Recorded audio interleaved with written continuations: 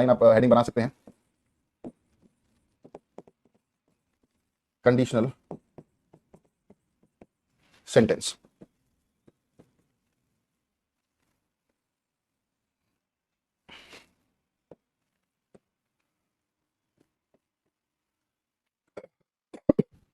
Sir एक doubt है question tag में। जी हाँ जरूर बताएं सर, कितने टाइम में सिलेबस हो जाएगा? बस हमारा ये इसके बाद एक वॉइस नरेशन रहता है और वो रहता है। बस फरवरी में हम लोग पूरी कोशिश रहेगी हमारी कि हमारा सिलेबस कंप्लीट हो जाए। बच्चों क्या डाउट है भाई, जल्दी से आप लोग डाउट बताएं। गुड आफ्टरनून सर, हमारा स्वागत नहीं करेंगे? अरे स्वागत है सभी बच्चों का।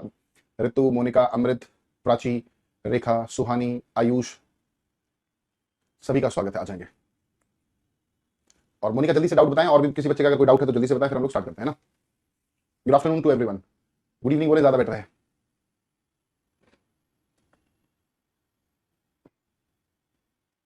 भाई डाउट सर, कोई डाउट नहीं है, अच्छे से प्रैक्टिस किया सर, टेंस में कॉन्फिडेंस बढ़ रहा है, अच्छी बात है, बहुत ही बढ़िया। आई हैव कार, इसका क्वेश्चन टैग कैसे बनेगा? इंपॉर्टेंट है भाई। एक बच्ची ने पूछा है आई हैव अ कार। इस सेंटेंस की अगर हम क्वेश्चन टैग की बात करें बच्चों ना, तो जल्दी से एक बार बनाने की कोशिश करो कि क्या बनेगा। इसमें दो पॉसिबिलिटी हमारे सामने आएंगी, दोनों को डिस्कस करेंगे। आई हैव अ कार, एक बार आप लोग कमेंट करें जल्दी से कि इसका क्वेश्चन टैग क्या बनाएंगे आप। अब देखिए, आई हैव अ कार, हम लोगों ने क्या कहा था कि अगर हमें is am are, was were, has have had, do does did, या फिर will, would, shall, should, can, could, may, might, इस तरह का कोई भी वर्ब अगर गिवन हो, है ना, तो उसी का क्वेश्चन टैग हम उसी वर्ब की मदद से बनाते हैं। ठीक है, आमतौर पर यही सीखा है, बिल्कुल अलवर आपने सही बनाया। बट इसमें एक लफड़ा आता है। Is am are, was were, has have had, do does did, ये हमेशा हेल्पिंग वर्ब में होने चाहिए, है ना, क्योंकि आप सेंटेंस को इंटेरोगेटिव बनाओगे तो हेल्पिंग वर्ब की रिक्वायरमेंट पड़ती है।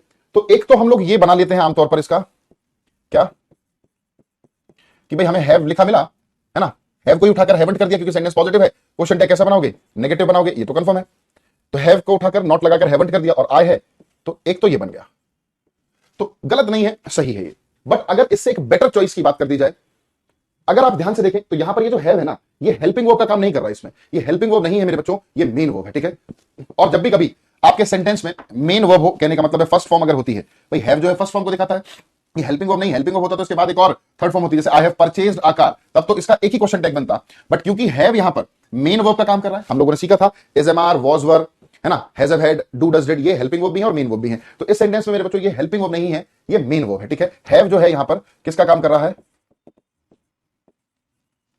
मेन वर्ब का काम कर रहा है। ठीक है, बात समझ पा रहे? तो जब भी कभी आपको फर्स्ट फॉर्म मिले मेन वर्ब के तौर पर, है ना, तो वो प्रेजेंट इंडेफिनिट का सेंटेंस होता है। तो प्रेजेंट इंडेफिनिट होने की वजह से हम इसको ऐसे भी बनाएंगे, डोंट आई। और बात अगर प्रेफरेंस की आती है तो बच्चे ज्यादा करेक्ट हमारे लिए क्या है? Don't I. ठीक है, क्या है मेरे बच्चे हमारे लिए ज्यादा करेक्ट? Don't I. क्लियर हुआ? तो ज्यादा बेटर हमारे लिए, जो अगर इन दोनों में से कोई एक को हमें सेलेक्ट करना होगा तो हम सेलेक्ट करेंगे डोंट आई को। ये हमारा क्वेश्चन टैग बन जाएगा। ठीक है, क्लियर है भैया ये बात? इजी। टेंस की बात क्या कराएंगे बच्चे? कंडीशनल सेंटेंस जब हमारा कंप्लीट हो जाएगा तो हम लोग वॉइस स्टार्ट करेंगे, वॉइस के बाद फिर नरेशन करेंगे बच्चे ना। इजी है, समझ में आया? जैसे अगर मैं कहता हूं आई हैड अ हाउस, तो यहां पर भी जो हेड है ये मेन वर्ब है। ठीक है, तो इसके भी दो बन जाएंगे, एक तो हेड को उठाकर ही बना लो हेडेंट आई, और एक डिडंट आई। ठीक है, तो या तो हेडेंट आई बनाए या फिर डिडंट आई बनाए, दोनों हमारे बिल्कुल करेक्ट हो जाएंगे। चलिए, आई होप मोनिका आपको समझ में आ गया होगा। तो बात कर लेते हैं कंडीशनल सेंटेंस की। कंडीशनल सेंटेंस की अगर मैं बात करूं तो उसके लिए एक चीज मैं यहां पर लिख रहा हूं, क्लॉज। ठीक है, अभी जो क्लॉज है ये आप जानते हैं दो पार्ट्स में हम लोग डिवाइड कर लेते हैं इसको। डिस्कस भी किया हम लोगों ने अपनी बेसिक फंडामेंटल क्लास में। एक को हम लोग क्या बोलते हैं? प्रिंसिपल क्लॉज, और दूसरा क्या हो जाता है जी हमारा? Subordinate clause. ठीक है, एक हमारा क्या हो गया भाई? प्रिंसिपल क्लॉज, और दूसरा क्या हो गया हमारा? Subordinate clause. इसी प्रिंसिपल क्लॉज को एक दूसरे नाम से आप जानते हैं, मेन क्लॉज भी बोल देते हैं। ठीक है, सबऑर्डिनेट की अगर मैं बात करूं तो इसको हम लोग एक और दूसरे नाम से जानते हैं, डिपेंडेंट क्लॉज। बात समझ पाए? प्रिंसिपल क्लॉज को ही दूसरे नाम से हम लोग क्या जानते हैं? मेन क्लॉज, और दूसरा सबऑर्डिनेट या फिर डिपेंडेंट। हालांकि इसका एक तीसरा नाम भी है, आप लोग लिखना चाहें तो लिख सकते हैं इंडिपेंडेंट क्लॉज। तो प्रिंसिपल क्लॉज बोलो या फिर मेन क्लॉज बोलो या फिर इंडिपेंडेंट क्लॉज बोलो, तीन नाम हमारे सामने आ गए हैं एक ही चीज। दूसरा सबऑर्डिनेट क्लॉज या फिर डिपेंडेंट क्लॉज, इसी का तीसरा नाम इफ क्लॉज भी होता है। ठीक है, अब ये है क्या? थोड़ा सा चलो मैं रिवाइज करा देता हूं आपको। एक ऐसा क्लॉज जो अपने मीनिंग के लिए दूसरे क्लॉज पर निर्भर करता हो, एक ऐसा क्लॉज जो अपना पूरा मीनिंग डिलीवर ना कर पाए और दूसरे क्लॉज पर निर्भर करे अपना मीनिंग को कंप्लीट करने के लिए, ऐसे क्लॉजेस को हम लोग क्या बोलते हैं, सबऑर्डिनेट बोले या फिर डिपेंडेंट। नाम से ही डिपेंडेंट है ना, ये डिपेंड करेगा अपने मीनिंग के लिए दूसरे क्लॉज पर। ठीक है, फॉर एग्जाम्पल अगर मैंने आपके सामने एक स्टेटमेंट लिखा, मैंने कहा इफ ही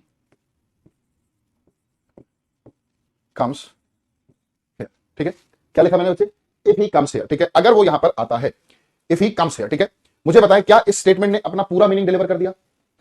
अगर वो यहां आएगा, क्या ये पूरा स्टेटमेंट है? आप कहोगे नहीं सर ये तो इनकम्प्लीट है, आधा अधूरा मीनिंग डिलीवर कर रहा है, अभी तो इसने पूरा मीनिंग डिलीवर नहीं किया। अगर वो यहां आएगा, ठीक है, तो ये अभी इनकम्प्लीट है। इस इनकम्प्लीट स्टेटमेंट को ही हम लोग क्या बोलते हैं, डिपेंडेंट क्लॉज। इसको पूरा करने के लिए हमें कुछ और लिखना होगा।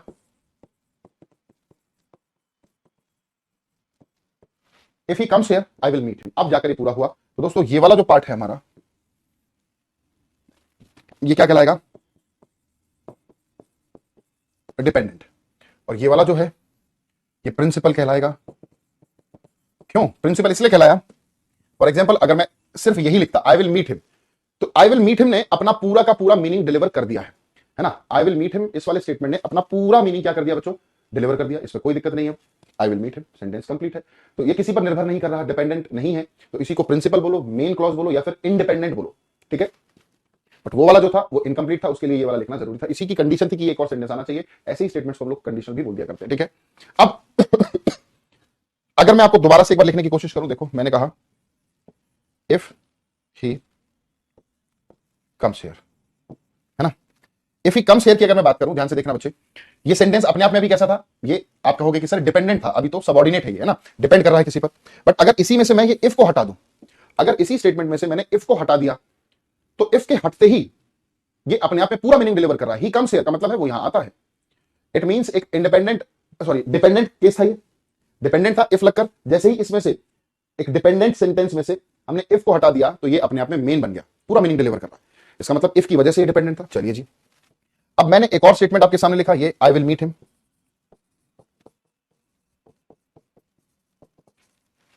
है ना, आई विल मीट हिम। और आपसे पूछा कि ये कैसा स्टेटमेंट है, आप कहोगे सर ये तो प्रिंसिपल है, मेन है, इसको तो कोई डिपेंडेंसीज की रिक्वायरमेंट नहीं है, ये अपने आप में इंडिपेंडेंटली मीनिंग दे रहा है। बट इसी स्टेटमेंट में जो पूरी तरह से मीनिंग दे रहा है और मैं इसमें इफ लगा दूं, तो देखो if I will meet him, अगर मैं उससे मिलूंगा, तो ये अब क्या बन गया, डिपेंडेंट। तो एक चीज हमें समझ में आई, जो डिपेंडेंट था उसमें से इफ हटा दिया तो वो मेन क्लॉज बन गया, और जो मेन क्लॉज था उसमें इफ लगा दिया तो वो डिपेंडेंट बन गया। इसका मतलब एक स्टेटमेंट को डिपेंडेंट बनाना या इंडिपेंडेंट करना किसके हाथ में लग रहा है भैया, इफ के हाथ में है। इफ ऐसा कर सकता है, इफ लग गया तो डिपेंडेंट है, और इफ हट गया तो वो मेन बन गया, है ना। इफ कहीं ना कहीं रोल प्ले कर रहा है। अब ऐसा नहीं है कि सिर्फ ऐसा इफ ही करता है, कुछ और शब्द हैं, आइए जी उन सभी शब्दों को देख लेते हैं एक बार। ऐसा काम इफ कर सकता है, सपोज कर सकता है बच्चे, है ना, इफ कर लेगा ऐसा काम, सपोज कर लेगा, एज इफ कर लेता है, विश कर लेता है, इन केस कर लेता है, व्हेन, अनटिल, अनलेस। ये कुछ एक्सप्रेशंस आपके सामने लिखे गए हैं भैया। ये सारे के सारे वर्ड्स, ये सभी के सभी शब्द बच्चे किसी भी स्टेटमेंट को डिपेंडेंट बनाने में सक्षम है। ये वर्ड्स अगर किसी भी क्लॉज में जुड़ गए तो कहीं ना कहीं वो उसको क्या बना देंगे, कहीं ना कहीं वो उसको क्या बना देंगे, डिपेंडेंट बना देंगे। ठीक है, वो अपना कंप्लीट मीनिंग डिलीवर नहीं कर पाएगा। तो इन वर्ड्स से बनने वाले क्लॉजेस को ही हम लोग सबऑर्डिनेट बोलते हैं, डिपेंडेंट बोल देते हैं, या फिर इसका तीसरा एक और नाम बुक्स में जो लिखा मिलता है आपको, क्या मिल जाता है, इफ क्लॉज। ये सारे शब्द इफ क्लॉज क्रिएट कर देते हैं। इफ क्लॉज का मतलब डिपेंडेंट। अब ये मत सोचना कि इफ वाले को ही इफ क्लॉज कहेंगे, suppose, as if, wish, in case, इनसे बनने वाले को भी हम आमतौर पर क्या बोल देते हैं, इफ क्लॉज। क्योंकि आमतौर पर हम लोग जो सेंटेंस क्रिएट करते हैं वो इफ की मदद से कर देते हैं, कंडीशन में ना ज्यादा यूज होता है, ज्यादा यूज होता है, तो इसी को इफ क्लॉज बोलने लगे हम लोग। ये बात मुझे बताएं समझ में आई या नहीं आई, इतने हम पानी के लिए बोल दें एक बार, जल्दी से मुझे बताएं यस और नो, यहां तक कहानी क्लियर है?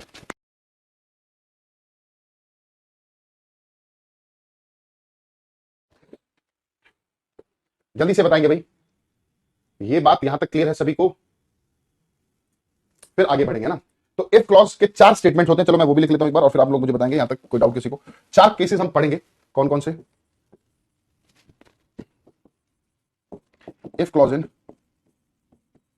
प्रेजेंट इंडेफिनिट, अगर इफ क्लॉज हमारा किसमें हो, प्रेजेंट इंडेफिनिट में हो,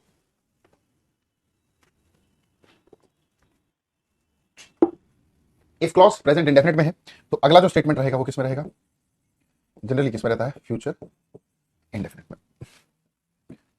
अगर हमारा इफ क्लॉज प्रेजेंट इंडेफिनिट में है या सिंपल प्रेजेंट में है, तो अगला जो स्टेटमेंट हम लोग लिखेंगे वो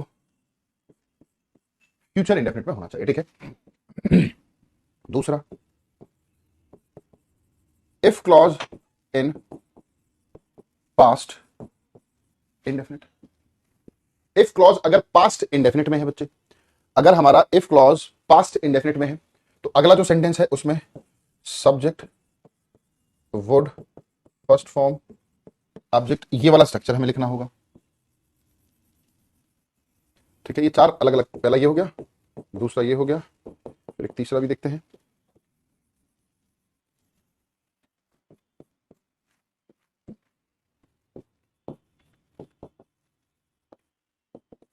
if clause in past perfect, तो अगला स्टेटमेंट सब्जेक्ट, सब्जेक्ट के बाद would have third form object.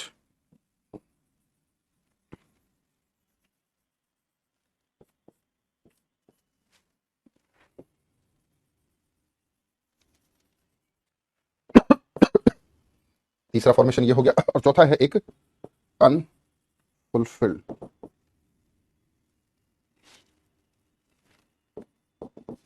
Unfulfilled wish का मतलब क्या है, जो विश अभी इंसान की पूरी नहीं हुई है। चौथा एक ये है, और इसका अपना खुद का एक फॉर्मेशन होता है, वो क्या है, इफ क्लॉज के बाद सब्जेक्ट, कोई भी सब्जेक्ट हो चाहे सिंगुलर या फिर प्लूरल, उसके लिए हम लोग वर का यूज करेंगे, फिर वो विश लिखी जाएगी, सब्जेक्ट, सब्जेक्ट के साथ would first form and object.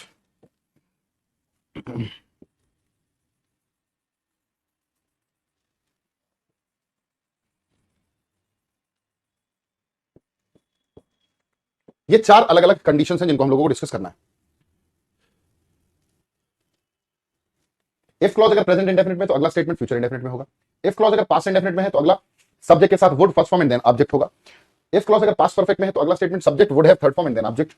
और फोर्थ है अनफुलफिल्ड विश, जो इंसान की भी पूरी नहीं हुई है, तो उसमें इफ के साथ सब्जेक्ट, सब्जेक्ट के साथ चाहे ही हो या आई हो, सभी के साथ वर लगेगा, फिर वो विश है ना, फिर subject would first form and then object. ठीक है, तो ये चार अलग अलग कंडीशंस मेरे बच्चों हमारी हो गई, इन्हीं को हम लोग डिस्कस करेंगे फटाफट से। आई होप सभी ने नोट तो कर ही लिया होगा ना। तो सबसे पहले फर्स्ट वाली कंडीशन हम लोग देखते हैं।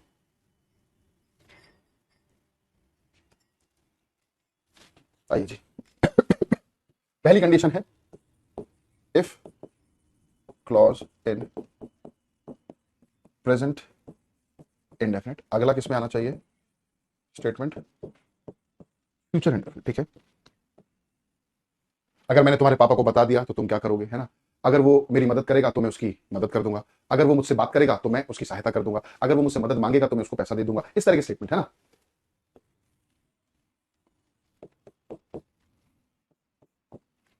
तो ये वाला एक स्टेटमेंट है, इसको देख लेते हैं बच्चे, इंपॉर्टेंट है ये। अब इसको इस तरह के सेंटेंसेस में देखो, ये वाला एक सेंटेंस हम लोगों ने ऑलरेडी पढ़ा ही हुआ है, उसको लिख ले रहा हूं, if he will come here I will meet him, है ना। ये एक सेंटेंस है, इसमें इसको तीन तरह से सही करने की बातचीत हम लोग करेंगे। ठीक है, आपको जो तरीका ठीक लगे आप उसको कहीं ना कहीं माइंड में रख सकते हैं। ठीक है,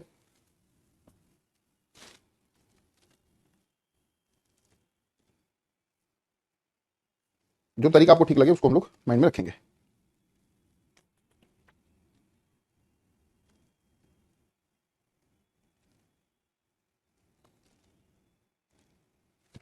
चलो, इनको याद ही करना होगा। हाँ बच्चे, याद तो करना होगा, फॉर्मेशन तो माइंड में होनी चाहिए। अब देखो तीन तरीके क्या है। एक तरीका तो हम लोगों ने क्या देखा था कि दो फ्यूचर इंडेफिनिट के टेंसेस एक साथ नहीं आते, तो जो फर्स्ट एक्शन होता है ना, ये फर्स्ट एक्शन है हमारा, है ना, और ये हमारा क्या है,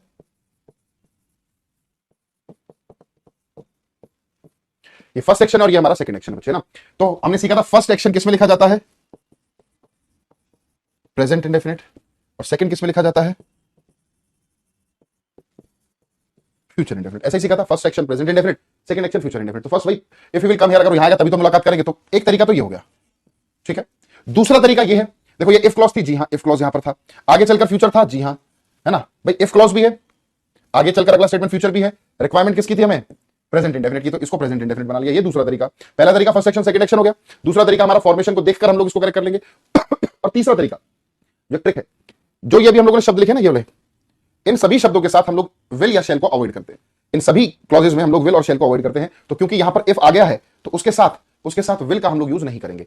इफ हो जाए, अनटिल हो जाए, व्हेन हो जाए, अनलेस हो जाए, ऐसे केसेस के साथ हम लोग क्या यूज नहीं किया करते, विल शेल को अवॉइड करते। आशा करता हूं समझ में आ गया होगा तीनों तरीके। पहला तरीका फर्स्ट सेक्शन सेकंड सेक्शन, दूसरा फॉर्मेशन से देख लो, और तीसरा इन शब्दों के साथ विल शेल नहीं आएगा, इजी हो गया। एक और सेंटेंस देख लेते हैं। मैंने कहा if I will go to Agra, I will visit the Taj Mahal. If I will go to Agra, I will visit the Taj Mahal. ठीक है, अगर मैं आगरा जाऊंगा तो ताजमहल विजिट करूंगा। एक बार देखें, I will help him provided he will mend his veg. चलिए भैया देख लेते हैं, मेरे दो सेंटेंसेस और हैं। Sorry, if I will go to Agra, I will visit the Red Fort. सबसे सही तरीका तो फर्स्ट सेक्शन सेकंड एक्शन वाला है। ये हमारा फर्स्ट सेक्शन हो गया और ये हमारा जी सेकंड एक्शन हो गया। फर्स्ट सेक्शन को प्रेजेंट इंडेफिनिट में रखेंगे, इसीलिए यहां से विल हट गया, एक तरीका। दूसरा तरीका, इफ क्लॉज है, अगला फ्यूचर है, तो ये प्रेजेंट में होना चाहिए। तीसरा तरीका, इफ वाले केस में विल शेल को हम लोग यूज ही नहीं करते। ठीक है, तीनों तरीके से देख लिया, आपको जो तरीका समझ में आ रहा है, ज्यादा बेटर लग रहा है, आप उसको माइंड में रखें। अगला देखिए, आई विल हेल्प हिम और provided he will mend his veg. भाई मैं उसकी मदद कर दूंगा, बशर्ते, प्रोवाइडेड का मतलब होता है बशर्ते वो अपने तरीकों में सुधार करे, मेंड का मतलब होता है सुधार करना। तो भैया पहले तरीकों में सुधार करेगा, तो ये हो गया फर्स्ट एक्शन, तभी तो उसकी मदद की जाएगी। कहने का मतलब अगर वो सुधरा नहीं, पहले वो सुधरेगा तो ही मदद की जाएगी। तो पहले सुधरना है, फर्स्ट सेक्शन, हेल्प करना सेकंड हो गया। फर्स्ट सेक्शन में भैया प्रेजेंट इंडेफिनिट आता है, ये तरीका। इसी को देखने का दूसरा तरीका क्या है, प्रोवाइडेड क्या है, इफ क्लॉज है, इफ क्लॉज के बाद वाला सेंटेंस फ्यूचर इंडेफिनिट में है, तो ये वाला प्रेजेंट में होना चाहिए। तीसरा तरीका, प्रोवाइडेड के साथ विल शेल नहीं आता, ये तीसरा तरीका हो गया। ओके, इजी है। चलो, तो पहला केस समझ में आया, अगर इफ क्लॉज प्रेजेंट इंडेफिनिट में होगी। अब बात करते हैं आगे। अब अगर इफ क्लॉज पास्ट इंडेफिनिट में है, अब इफ क्लॉज पास्ट इंडेफिनिट में है, देखिए जी, आइए मैं आपको दोनों एक बार लिख लेता हूं। If clause in past indefinite, और एक और लिखता हूं, इनको साथ से डिस्कस करेंगे।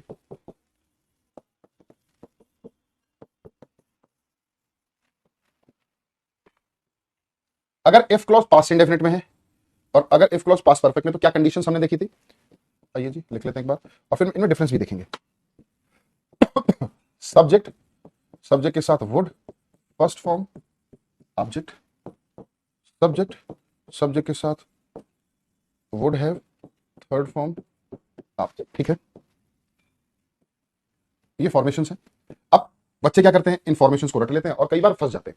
हमें सिर्फ फॉर्मेशंस को रटना नहीं है बच्चे, हमें इनको समझना भी है, क्योंकि अगर रट लिया तो कई बार क्या होता है, देखा गया चीजें गड़बड़ हो जाती है ना, हमें गड़बड़ करनी नहीं है। ठीक है ना, तो ये दो फॉर्मेशन है, इनमें एक बार देखते हैं, एक सेंटेंस लिख रहा हूं, फिर आप देखना क्या करोगे इसको।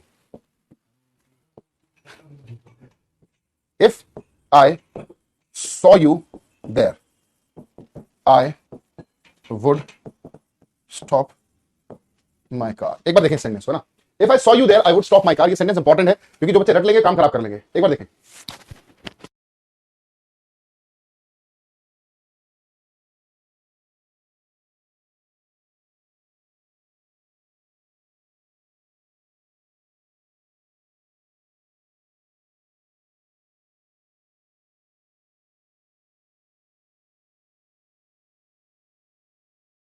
हो सकता है बच्चे सेंटेंस सही लग रहा हो, बिल्कुल लगता है, देखो कई बार सेंटेंस सुनने में दिखने में अच्छे लगते हैं, तो हर पीली चीज सोना नहीं होती भाई। गजब कुछ स्टूडेंट, भाई साहब मैं मानता हूं, बच्चे ना उनका सिक्स सेंस और उनकी जो सेंसरी ऑर्गन्स हैं बहुत सॉलिड तरह से काम करते हैं। अभी जस्ट पीयूष सर आकर बैठे थे और हल्की सी उनकी आवाज एक बच्चे ने सुनी और तुरंत मैसेज किया, पीयूष सर का वेलकम। चलो, इतनी इतनी मतलब सिंसियरिटी के साथ पढ़ना चाहिए, है ना, कि आप बिल्कुल डूब रहे हो वीडियो में क्या चल रहा है, बाकी साउंड आपके लिए बेकार है। ठीक है, तो चलिए खैर एक बार सेंटेंस को देखते हैं।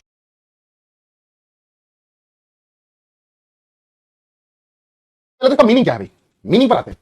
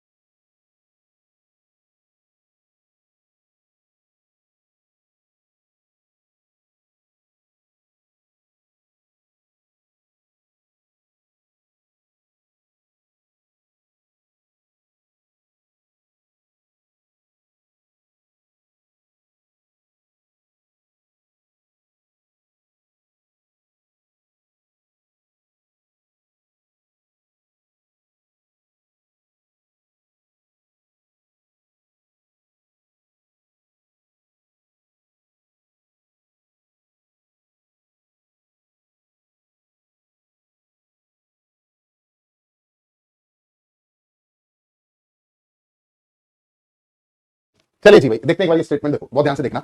ये दो स्टेटमेंट्स होते हैं। इफ क्लॉज अगर पास्ट इंडेफिनिट में लिखे तो अगला फॉर्मेशन ये है, और अगर इफ क्लॉज पास्ट परफेक्ट में तो ये वाली फॉर्मेशन है। हम लोग क्या कर लेते हैं, फॉर्मेशन रख लेते हैं और उस हिसाब से सेंटेंस देखते हैं। देखो अगर ध्यान से देखें इस वाले सेंटेंस को, क्या ये इफ क्लॉज है या नहीं है? जी हाँ, ये इफ क्लॉज है, ठीक है ना। ये वाला स्टेटमेंट इफ क्लॉज में है, और ये इफ क्लॉज आप देख रहे हो पास्ट इंडेफिनिट में भी है ना। इफ क्लॉज भी है, पास्ट इंडेफिनिट में भी है। अगर इफ क्लॉज पास्ट इंडेफिनिट में होता है तो अगला स्टेटमेंट कैसे लिखना होता है? सब्जेक्ट वुड फर्स्ट फॉर्म और ऑब्जेक्ट, है ना, वही लिखा है हमने, सब्जेक्ट वुड फर्स्ट फॉर्म और ऑब्जेक्ट, ठीक है। तो हम अगर फॉर्मेशन को रट कर सेंटेंस को देख लेंगे तो गड़बड़ कर बैठेंगे, ठीक है, जबकि सेंटेंस कुछ और कह रहा है। तो उससे इसको सही करने से पहले हम इनकी कंडीशंस जान लेते हैं। देखो इफ क्लॉज पास्ट इंडेफिनिट में सिर्फ तब आता है जब हम क्या कर रहे हो, सिंपल इमेजिनेशन की बात करें, जब हम सिर्फ इमेजिन कर रहे हैं। इमेजिन तो देखो इसमें भी कर रहे हैं, बट इसमें एक फर्दर स्टेप बढ़कर करेंगे। सिर्फ अगर हम इमेजिन कर रहे हैं तो ऊपर वाला केस आएगा, अभी हम डिफरेंस भी समझेंगे। और इफ क्लॉज पास्ट परफेक्ट में सिर्फ तब लिखा जाएगा जब पास्ट के किसी एक्शन को, जो पास्ट में ऑलरेडी हो चुका है, और उस एक्शन को आप क्या करने की कोशिश करो, चेंज करके दिखाने की कोशिश करो। जो पास्ट में ऑलरेडी चीज हो गई है, आप उसको अब अपने हिसाब से कहो कि यार अगर ऐसे हुआ होता ना तो मैं ऐसे कर लेता, ठीक है। तो इस सिचुएशन में हम लोग क्या यूज करते हैं, पास्ट परफेक्ट, ठीक है। सिर्फ इमेजिनेशन कर रहे हैं तो पास्ट इंडेफिनिट, ये वाला फॉर्मेशन। अगर पास्ट के एक्शन को चेंज करने की बात कर रहे हैं तो पास्ट परफेक्ट में आएगा। अगर इस सिचुएशन को मैं समझूं, देखो पास्ट में एक्चुअल में हुआ क्या, पास्ट एक्शन में हुआ क्या वो देख लेते हैं। इस सेंटेंस को देखा, if I saw you there I would stop my car. इसका मतलब पास्ट में मैं आपसे पूछूं क्या उसने देखने का काम किया, आप कहोगे नहीं सर, एक्चुअल में उसने नहीं देखा। और क्या उसने गाड़ी को रोका, आप कहोगे नहीं। पास्ट में तो यही हुआ ना, उसने देखा नहीं होगा और गाड़ी रोकी भी नहीं होगी। जब वो आकर मिले ऑफिस में या कहीं पर भी, फिर ये स्टेटमेंट दिया गया है। तो पास्ट के एक्शन को चेंज करके मैं क्या दिखाना चाह रहा हूं, अब मैंने इसको चेंज करके दिखाने की बात की कि यार अगर देख लिया होता तो क्या कर लिया होता, गाड़ी को रोक लिया होता। एक्चुअल में ना तो देखा ना ही गाड़ी रोकी। अब हम उसको कह रहे हैं कि अगर देख लिया होता तो गाड़ी को रोक लिया होता, ठीक है। जब हम किसी भी पास्ट की इस तरह की इमेजिनेशन को चेंज करके दिखाने की बात करते हैं, ये मैंने आपको ऑलरेडी एक चीज में बताया था, वुड हैव, इस तरह के एक्सप्रेशन का यूज किया जाता है, वही एक्सप्रेशन है। जब एक कंसेप्ट हम सीख लेते हैं तो कई बार आगे चलकर उसके इंप्लीमेंटेशन आते हैं। ये हम लोगों ने सीखा था, पास्ट के एक्शन को चेंज करने की बात करेंगे तो ये पूरा का पूरा सिनेरियो ही चेंज करना होगा हमें। आई सॉ नहीं, if I had seen you there I would stop, नहीं क्या करेंगे, would have stopped my car, मैंने अपनी गाड़ी रोक ली होती, है ना। Would have, should have, could have, might have, ये हम लोगों ने सीखे हैं, है ना। एक और सेंटेंस देखता हूं, बहुत सारी पिक्चर क्लियर हो जाएगी, फिर एक दो सेंटेंस और देखेंगे। देखो एक ही देखते हैं, if I had to houses, ठीक है। If I had to houses I will give one two you. एक ये सेंटेंस देखना, एक और लिख लेता हूं, if she worked hard she would pass with flying colours. Flying colours का मतलब होता है अच्छे नंबरों से पास हो जाना, है ना। ये फ्रेज है। एक बार दोनों सेंटेंस को देखो, रिलेट करो। हमें फॉर्मेशन रखकर आंसर नहीं देना, हमें कंडीशन को समझ लेना है। कंडीशन क्लियर होते ही आपको तुरंत समझ में आ जाएगी कौन सी अप्लाई करनी है।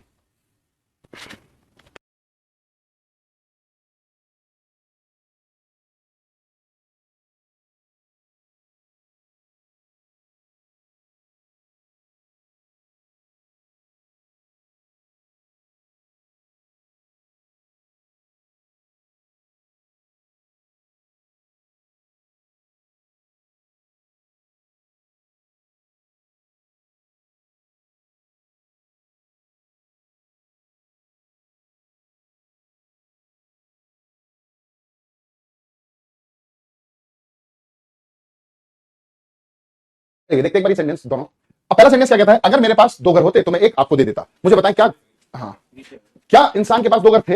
अरे बोल दो भाई, क्या इंसान के पास दो घर थे? नहीं, सिर्फ सोच रहा है वो, इमेजिनेशन, है ना, हवाई खेले। हालांकि उसके पास एक ही घर है, ठीक है, पर दो होते तो एक दे देता, ऐसा कह रहा है। इट मींस सिर्फ पास्ट इंडेफिनिट है। और कुछ बच्चे इस हेड को देखते ही उनको लगता है पास्ट परफेक्ट आ गया, जबकि ऐसा नहीं है बच्चे। हेड अकेला आएगा तो पास्ट इंडेफिनिट है। अभी थोड़ी देर पहले हम लोगों ने कंडीशन सॉरी क्वेश्चन का भी क्वेश्चन देखा था। तो if I had to houses, if clause past indefinite में है तो यहां पर सब्जेक्ट के साथ वुड आएगा और first form and then object, ठीक है। अगला देखते हैं, if she worked hard she would pass with flying colour. अब एक्चुअल में क्या हुआ, वर्क हार्ड करा, नहीं करा। अच्छे मार्क्स से पास हुई, नहीं हुई, है ना। इसको अब हम चेंज करके दिखाने की कोशिश कर रहे हैं कि भैया अगर वर्क हार्ड कर लिया होता तो अच्छे मार्क्स से पास हो जाती है। यही तो चाह रहे हैं, पास में जो हुआ उसको चेंज करके दिखाने की कोशिश कर रहे हैं। तो ऐसे केसेस में हम लोग क्या करते हैं, इफ क्लॉज पास्ट परफेक्ट में आता है, if she had worked hard she would have passed with flying colours, ठीक है। क्लियर है भाई, she would have passed with flying colours.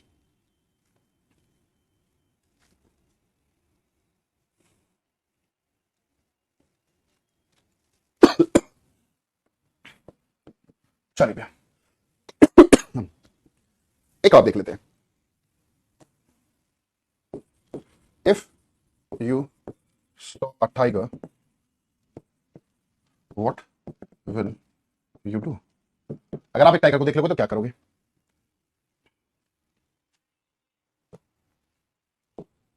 If you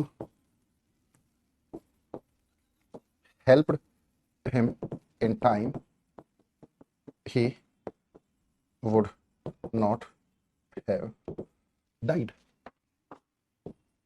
If I had known that your house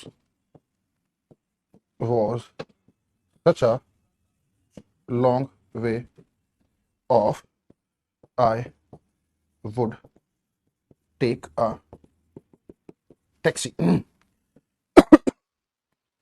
चलिए देख लेते हैं।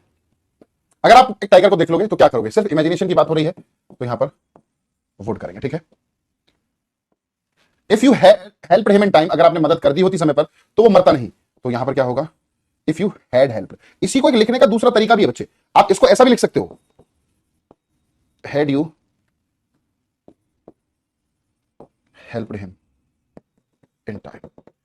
If you had helped him को had you helped him in time, या फिर इसको देखो, if she had worked hard को हम हैड शी वर्कड हार्ड भी लिख सकते हैं। हैड शी वर्कड हार्ड ऐसा भी लिखा जा सकता है। इसको लिखने का तरीका हैड शी वर्कड हार्ड ऐसा भी लिख सकते हैं आप। ये भी करेक्ट, ये भी करेक्ट, ठीक है। चलो, है ना, आगे तो he would not have died. Okay जी। If I had known that your house was such a long way off, अगर मुझे पता होता आपका घर इतना दूर है तो मैं टैक्सी करता। एक्चुअली में उसको पता नहीं था, उसने टैक्सी करी नहीं, तो ऐसे केस में क्या आएगा? Would have taken, I would have taken a taxi, I would have taken a taxi, ठीक है। क्लियर है जी। चलो, लास्ट एक और फॉर्मेशन है, अनफुलफिल विश। ये जो अनफुलफिल विश है, इसका मतलब अभी इंसान की विश जो है वो पूरी नहीं हुई किसी कारण से, तो उसका अपना एक फॉर्मेशन है। वो क्या है? इफ प्लस में सब्जेक्ट प्लस में विश, सॉरी वर प्लस में वो विश, फिर सब्जेक्ट वुड प्लस में वर्ब की first form and then object, ठीक है।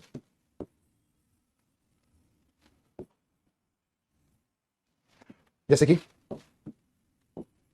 If I was a bird I will fly in the sky. अब देखो यहां पर ये क्या है? ये अनफुलफिल विश है, तो ऐसे सिचुएशन में हम लोग वॉज का यूज ना करके किसका यूज करेंगे बच्चे? वर। If I were a bird, दूसरा बचपन में इस तरह से नहीं, अगर मैं देश का प्रधानमंत्री होता तो ये कर देता, अगर मैं इंडियन क्रिकेट टीम में होता तो वर्ल्ड कप जिता रहा था, इस तरह के cases. If he was a millionaire, he will support this project. If she were I, she would not have allowed you to enter the class. If I were the Prime Minister of India, I would attack Pakistan. खैर ऐसा तो नहीं करना चाहिए क्योंकि वो तो बर्बाद ही है, हम उसके चक्कर में काम का बर्बाद होंगे। तो इफ ही, अगर वो एक मिलेनियर करोड़पति होता तो वो इस प्रोजेक्ट को सपोर्ट करता, है ना, है नहीं, बस इमेजिनेशन की बात हो रही है। तो if he were a millionaire he would support this project, ठीक है। इफ शी वर आई, अगर वो मेरी जगह होती, she would not have allowed you, तो सी के बाद सिर्फ क्या आएगा? शी वुड नॉट अलाउ, है ना, she would not allow you to enter the class, ठीक है। अगर वो मेरी जगह होती, कोई किसी की जगह नहीं हो सकता, सिर्फ इमेजिनेशन, ऐसा ना, कभी पूरी नहीं हो सकती इमेजिनेशन, अनफुलफिल है। If I were the prime minister of India I would attack Pakistan, अगर मैं भारत का प्रधानमंत्री होता तो, है ना, अगर मैं भारत का प्रधानमंत्री होता तो क्या करता? पाकिस्तान को अटैक करता, है ना। ये अनफुलफिल विश है। तो आशा करता हूं बच्चे कंडीशन सारी कंडीशंस आपको अच्छे से, बहुत अच्छे से क्लियर हुई होंगी। तो चलिए दोस्तों, फिर आज के लिए इतना ही करते हैं, मुलाकात होगी नेक्स्ट क्लास में। Till then goodbye, take care, love you all.